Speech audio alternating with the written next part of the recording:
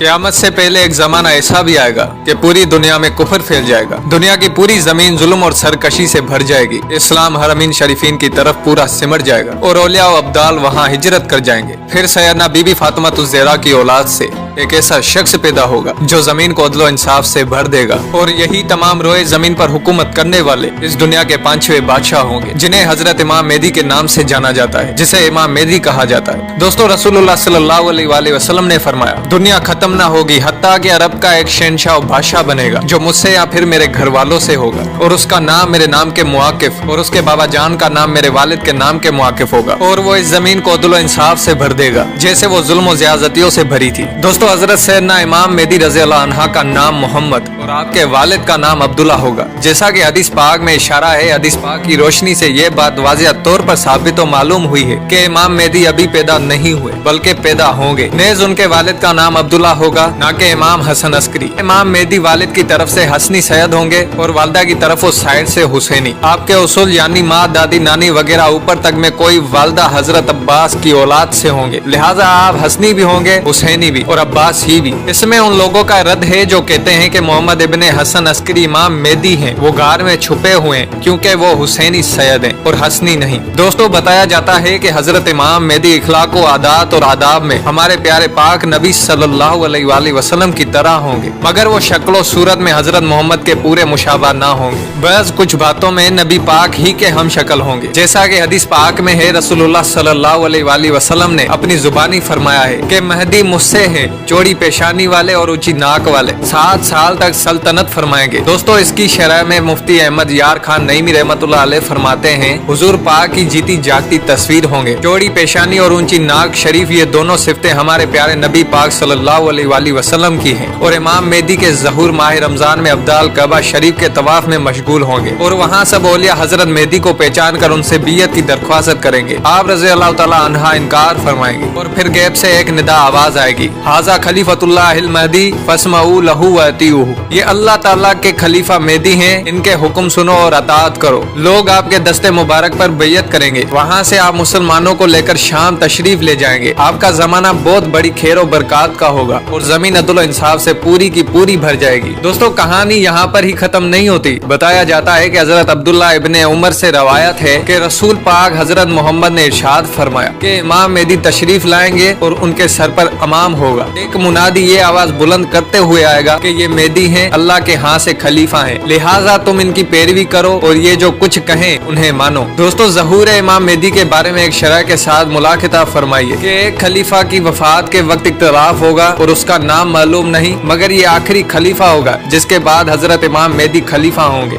दोस्तों, हजरत मोहम्मद सल्लल्लाहु अलैहि वसल्लम आखिरी नबी थे इस दुनिया के और उसके बाद कोई और नबी नहीं आया और हजरत इमाम मेहदी भी आखिरी इमाम होंगे, उसके बाद कोई नहीं आना, उसके बाद क़यामत आएगी। तो दोस्तों, मेंबरों में इख्तिलाफ होगा कि किसे खलीफा चुने, तो अहले मदीना में से एक साहिब मक्का मोज़मा की तरफ तेजी से तशरीफ ले जाएंगे इस खौफ से कि कहीं उन्हें खलीफा ना चुन लिया जाए। तो दोस्तों, उसके बाद अहले मक्का में से कुछ लोग उनके पास आएंगे। वो लोगों से छुपे हुए मक्का मुकरमा के किसी घर में तशरीफ फरमा होंगे, मगर मक्का वाले उनके दरवाजे पर पहुंचकर उनसे गुजारिश करेंगे और उन्हें बाहर बुलाएंगे और उन्हें अपना खलीफा मानकर उनके हाथ मुबारक पर बियत करेंगे। हालांकि वो साहिब उससे नापसंद करते होंगे। ये लोग उनसे मुकाम इब्राहिम और हिजर असवद के दरमियान बियत करेंगे। उस वक्त शाम का बादशाह एक काफिर होगा। जब उसे उनकी खिलाफत का पता लगेगा तो वो उनसे जंग करने के लिए अपना लश्कर उनकी तरफ शाम भेजेगा, जिसका नाम लश्कर सुफियानिया होगा। उस लश्कर को मक्का मदीना के बीच एक मैदान में धसा दिया जाएगा। उस लश्कर में सिर्फ एक शख्स बचेगा जो उनकी हिलाकत की खबर लोगों तक पहुंचाएगा। और दोस्तों, जब इमाम मेहदी की ये करामत लोगों में मशहूर होगी तो उनके पास शाम के अब्दाल और इराक वालों की जमायतें आएंगी तो उनकी बियत कर लेंगे। फिर कुरैश का एक शख्स निकलेगा जिसके मामू बनु कलब से होंगे। ये खबीस इंसान अपने मामू की मदद से हजरत इमाम मेहदी के मुकाबले में एक लश्कर भेजेगा। इमाम मेहदी का लश्कर उन पर गालिब आएगा। दूसरी रवायत में ये नुकसान में होगा वो शख्स जो बनी कलब से हासिल शुदा माल गनीमत में शरीक ना हो। खलीफा मेहदी खूब माल तकसीम करेंगे और लोगों को उनके नबी सल्लल्लाहु अलैहि वसल्लम की सुन्नत पर चलाएंगे और इस्लाम मुकम्मल तौर पर जमीन में मुस्तहकम हो जाएगा। दोस्तों, उम्मीद करता हूँ कि आपको आपको वीडियो पसंद आई होगी। अगर वीडियो पसंद आए तो वीडियो को लाइक करें, चैनल पर नए तो चैनल को सब्सक्राइब करें। और आप दोस्तों से एक छोटी सी बात जरूर कहना चाहूंगा। दोस्तों कोशिश किया करें कि नमाज कायम करें,